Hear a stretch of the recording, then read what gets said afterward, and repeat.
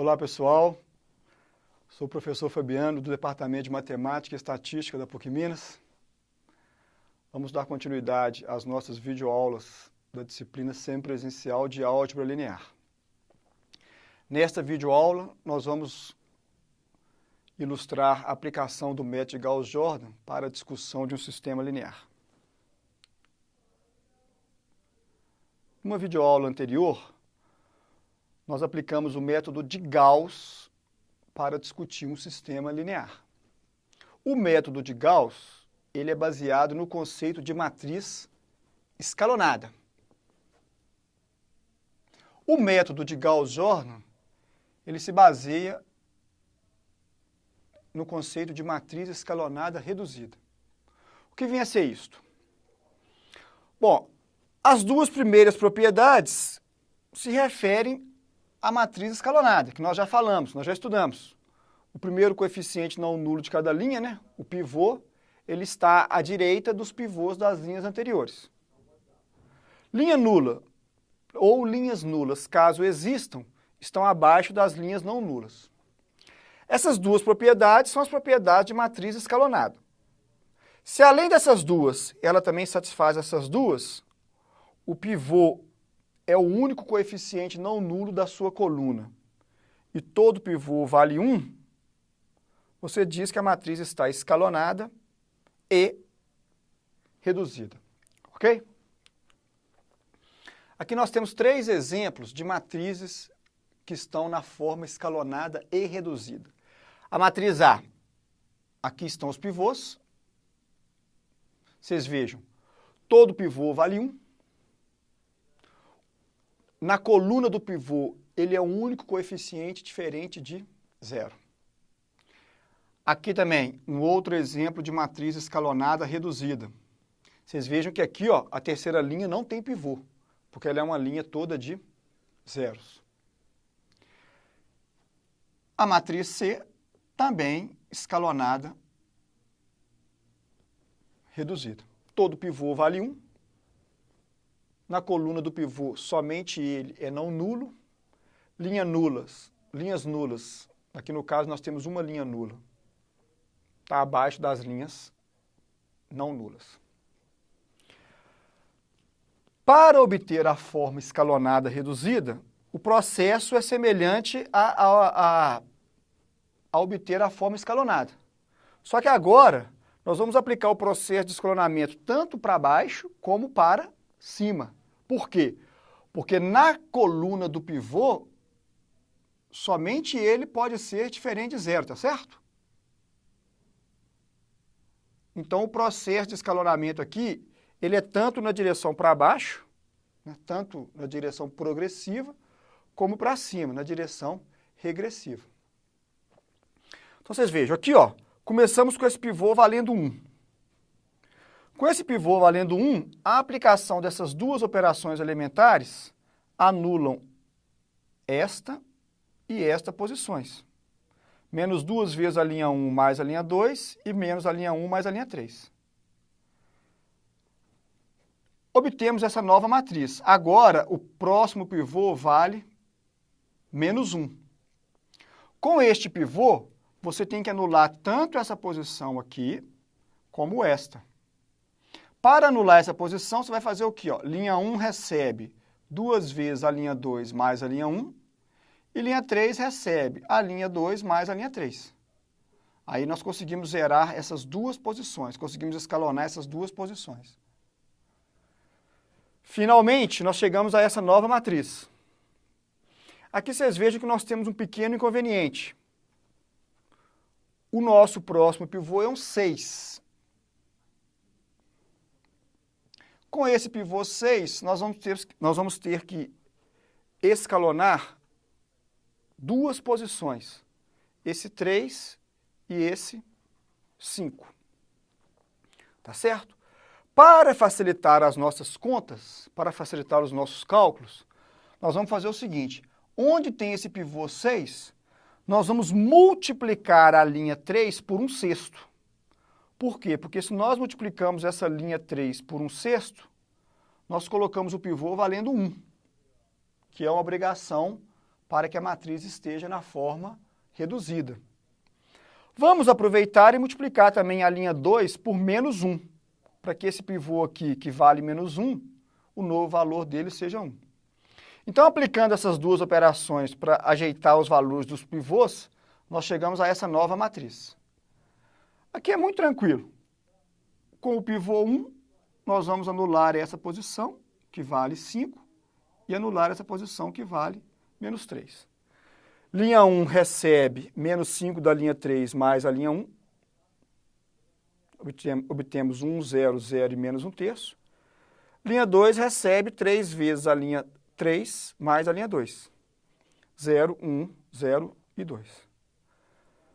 Essa matriz resultante, ela está tanto na forma escalonada e também reduzida. Tá certo? Então, o processo é semelhante a obter a forma escalonada, só que para cada etapa, você escalona as posições que estão abaixo e também acima do pivô, ok? De modo que somente o pivô seja não nulo em sua coluna. O método de Gauss-Jordan, ele é muito semelhante ao método de Gauss.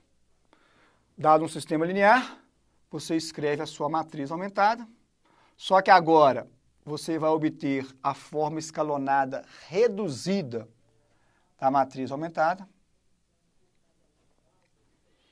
Essa forma escalonada reduzida te leva ao sistema equivalente. Lembrando que esse conceito é importante. O que é um sistema equivalente? É um sistema cuja solução é a mesma do seu sistema original. Em outras palavras, esse processo não altera a solução do seu sistema, tá certo? De novo, nós teremos os casos, o sistema pode ser possível determinado, isto é, solução única, se o número de equações do sistema escalonado reduzido for igual ao número de variáveis. O sistema será impossível caso ocorra uma equação inválida, 0 igual a um valor diferente de 0. E o sistema admitirá infinitas soluções se na forma escalonada o número de equações for menor que o número de variáveis. Então, em termos do conceito da discussão do sistema, o método de Gauss e o método de Gauss-Jordan são análogos. Aqui um exemplo da aplicação do método de Gauss-Jordan para um sistema que apresenta solução única. Tem um sistema, escrevemos a sua matriz aumentada, obtemos a forma escalonada reduzida, né? Vocês vejam o seguinte, em cada etapa, nós vamos anular as posições que estão, nós vamos anular todas as posições da coluna do pivô. Então, com esse primeiro pivô, nós vamos anular essas duas. O próximo pivô aqui, ó, nós vamos anular essas duas. O próximo pivô, aqui já é nulo, então nós vamos anular essa posição. De modo que, ao final do processo, a gente tem uma matriz escalonada reduzida. Vocês vejam que, no método de Gauss-Jordan, quando o sistema admite solução única, esta solução já pode ser lida diretamente da coluna dos termos de dependência. Porque essa matriz escalonada reduzida corresponde a esse sistema. Ou seja, a variável x vale 1, a variável y vale 4 e a variável z vale 3. Tá certo? Não é necessária uma substituição retroativa. Se nós compararmos os dois métodos, no método de Gauss, nós paramos o escalonamento aqui, na forma escalonada. Obtemos a solução por meio de uma substituição retroativa. No método de Gauss-Jordan, nós vamos até a forma escalonada reduzida. No caso de solução única, quando ocorre, a solução é simplesmente essa coluna dos termos independentes. Então, esse foi um exemplozinho simples de um sistema, de discussão de um sistema pelo método de Gauss-Jordan, no caso de solução única. Aqui um outro exemplo, onde o sistema admite infinitas soluções. Novamente, dado o sistema, escrevemos a sua matriz aumentada. A matriz aumentada nós escalonamos até obter a sua forma reduzida. O primeiro pivô é 1, se anula todos os demais coeficientes da sua coluna. O próximo pivô é esse 2, você anula todos os demais coeficientes da sua coluna, tá certo? Obtemos aqui então, ó, vocês vejam que como esse pivô aqui vale 2, a gente multiplica essa linha aqui por meio, para que, ao final, todo pivô tenha o valor 1. Beleza? Semelhante ao método de Gauss, o sistema equivalente tem 2 equações válidas e 3 variáveis.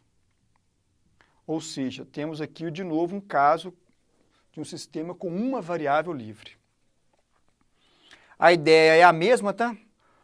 Nós elegemos uma das variáveis livres para ser o parâmetro. Então, para a gente poder comparar com o caso anterior, né, da videoaula anterior, do método de Gauss, vamos chamar aqui o parâmetro de z de t. Com esse valor de z valendo t, substituindo aqui na segunda equação, nós obtemos que o y vale 3t menos 1 sobre 2. Substituindo esse valor de y e esse valor de t na primeira equação, obtemos que o x vale 5 menos t sobre 2. As infinitas soluções desse sistema estão escritas, então, na forma paramétrica. Para cada valor do parâmetro t, nós temos aqui uma tripla ordenada, que é a solução do sistema original dado. Ok?